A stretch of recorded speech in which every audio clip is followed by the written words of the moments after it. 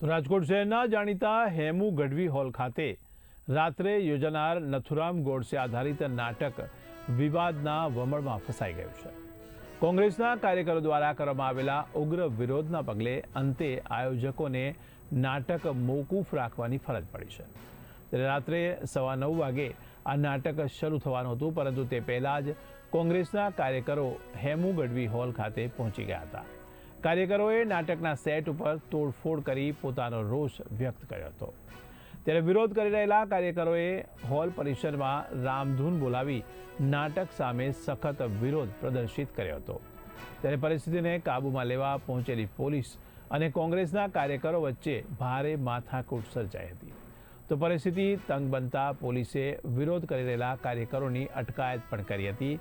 ત્યારે ભારે હોબાળા અને સુરક્ષા સંબંધી ચિંતાને ધ્યાનમાં રાખીને આયોજકો દ્વારા હાલ પૂરતું આ નાટક મોકૂફ રાખવાની સત્તાવાર જાહેરાત કરવામાં આવી છે।